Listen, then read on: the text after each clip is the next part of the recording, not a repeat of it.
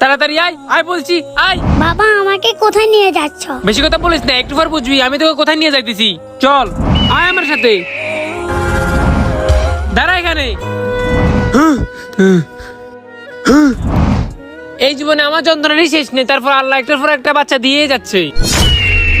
সব যন্ত্রণা একত্রের মতো চাপা দিয়ে দেবো।